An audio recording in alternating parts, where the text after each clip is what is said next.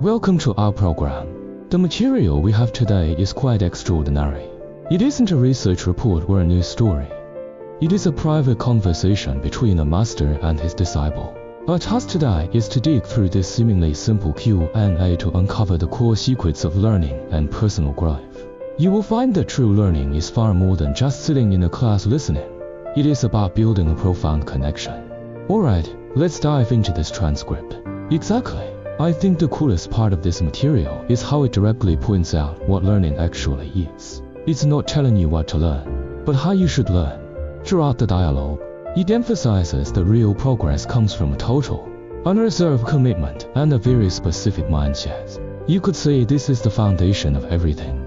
And right at the beginning, it drops a shocking concept. The disciple asks how to follow Samantabhadra Buddha. When I first saw the phrase offering oneself, the image that popped into my mind was placing fruit on an altar. But offering oneself sounds like outsourcing every little detail of your life to him. So the question arises, from that point on, who is in charge, me or him? Your dad is exactly the same as the disciples in the dialogue. The master's answer is very direct, with no beating around the bush. He says that offering means completely letting go of your old ways of thinking and acting, and following his guidance entirely. And this must be an actual action, not just lip service. If you say you've offered yourself, but keep doing things your own way, the master uses a very strong word. He calls it fraud. Fraud. That is serious. So this isn't a metaphor. It's a real, tangible commitment. So, how does one become qualified to establish this connection? Are there any conditions? There is only one condition. But that condition is everything. The master says you must possess a mind of liberation, unattached and unbound. Let's break that down. Unattached means not clinging. Unbound means not being restricted. And most importantly, you have a sincere heart that truly desires liberation. You aren't doing this to ask for protection or wealth. Your only goal is to be liberated from suffering. Once you have this heart, you have your entry ticket. Okay, so that's the prerequisite. But how do I know if he has accepted my offering? How do I know if the connection is actually established? This is the most interesting part. The master says you don't need to wait for him to manifest or give you a signal. You just start practicing according to his teachings. When you actually do it, it naturally appears. This isn't a mystical experience. It's a direct cause and effect relationship. Your actions create that connection. If you do what he says and follow the guidance, you will naturally know. If you don't do it, it's all just a fantasy. This idea of action preceding experience is crucial. It hands the initiative back to us. But this leads to the next question, which I think is the most relatable part for everyone. The disciple asks, why is it that my mind knows the Dharma is good, yet it always runs towards suffering? Why can't I dwell in joy? Man, that question is basically the daily drama playing out in my own head. I think everyone's heart skips a beat when they hear that. And the master's answer is even more unexpected. He simply says, because you like suffering. The master says, because you like suffering. That sounds so harsh. It feels like he's blaming the disciple. Most people's first reaction would be, I don't like suffering.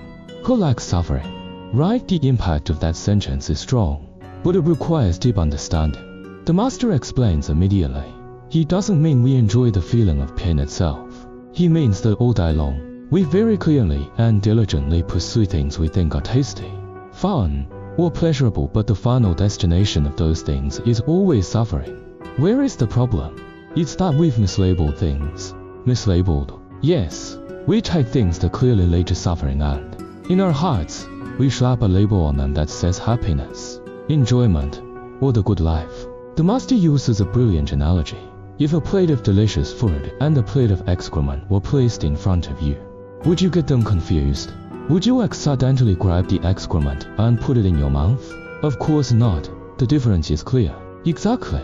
The master's point is that our choices are never accidental or muddled. Every time we reach out for something that ultimately brings pain, we know exactly what we are doing. So the root of the problem isn't that we are confused or don't know the situation, it's that we have built a flawed value system. We clearly, time and again, choose the road to suffering simply because we hung a sign at the entrance that says paradise. That analogy is so vivid. It's like knowing that eating this whole tub of ice cream will make me miserable when I step on the scale tomorrow. But in the moment, I tell myself it's fine. This is happiness. I've labeled that act as happiness. So, spiritual practice isn't about becoming smarter, but about honestly peeling off those mislabeled stickers one by one and replacing them with the correct ones. Exactly. It's a process of restructuring your values. As the conversation continues, the worldview becomes massive.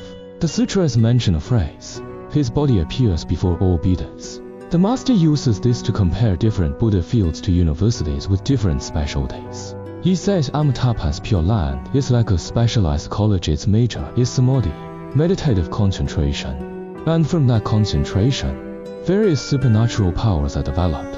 Yes, like a top-tier polytechnic institute specializing in specific skills. Then he mentions the medicine Buddha's world. Its specialty is different, more like the social sciences department of a comprehensive university, focusing on the 6 paramitas and service to society.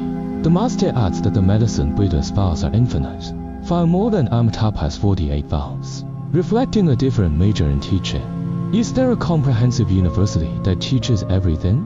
Yes, the master says there is. The world of Samantabhadra Buddha is like the Encyclopedia Britannica, whatever Dharma door you want to learn. It has all there.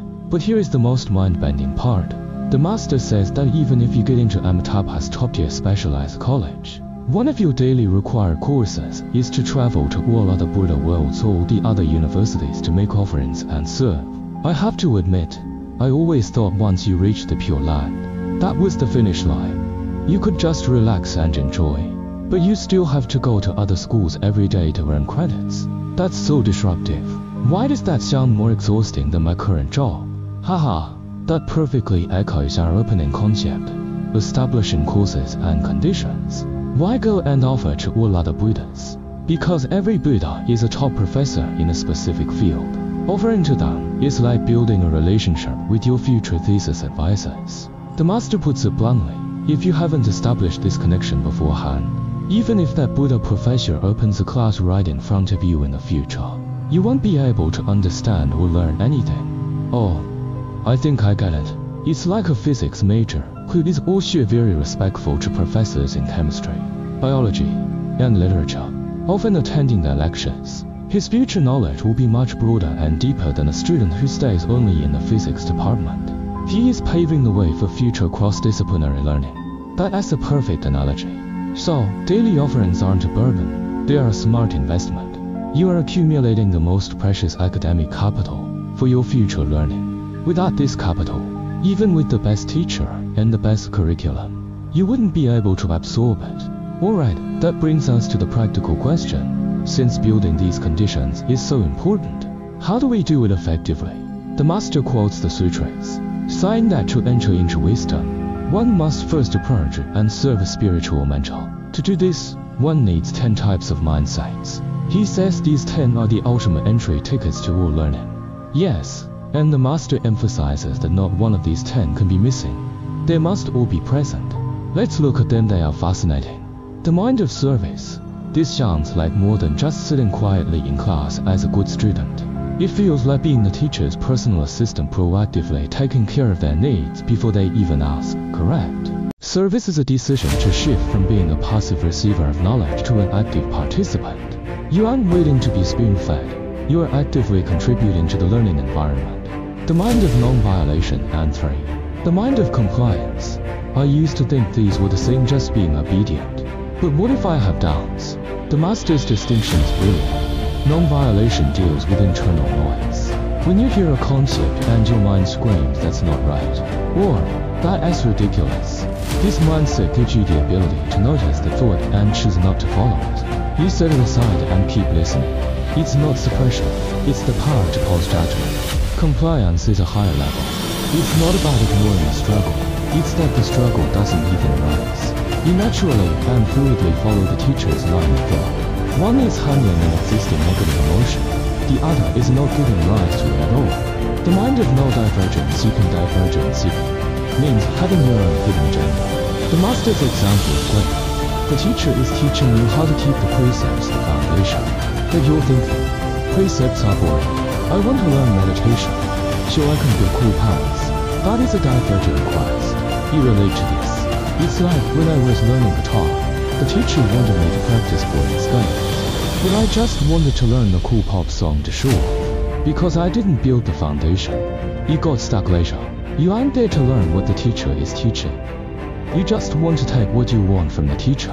When goals don't align, the channel of learning gets blocked. The mind of shared roots of virtue and sex. The mind of shared vows.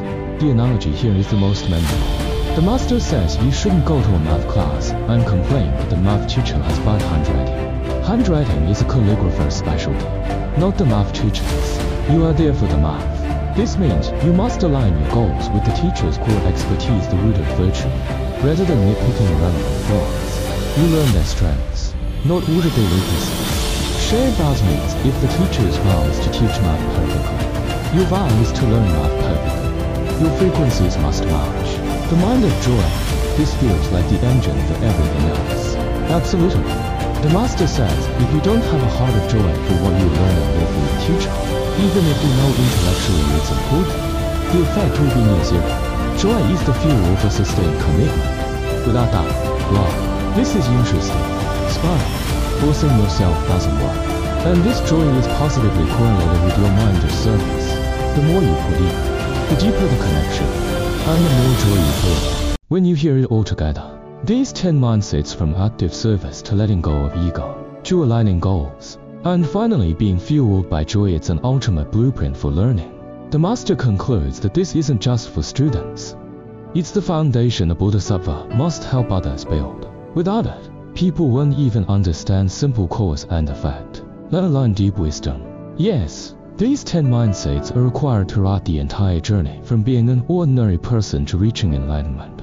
It's an interconnected system. If any gear is missing, the whole engine of learning stops turning. So, what does all of this mean? Today, through this dialogue, we've seen a different phase of learning. It isn't passive reception, it's an intensely active journey. It begins with a commitment to hand oneself over, involves honestly peeling off the labels that cause us pain, and recognizes that we must be like students traveling between different professors of wisdom. And the foundation of all this is built on those 10 mindsets toward the source of knowledge. This conversation reminds us of one thing. The transmission of knowledge isn't about the information itself. It's about the establishment of a relationship. It isn't a cold data download. It's a profound connection based on service, compliance, joy, and shared vision. For you, the listener, this brings up a valuable question. In any area of your life, whether you are mastering a craft, following a mentor, or just trying to learn a difficult subject, imagine what would happen if you approached the source of knowledge with these 10 mindsets. Perhaps the key to success isn't just what you learn, but how you draw close to it.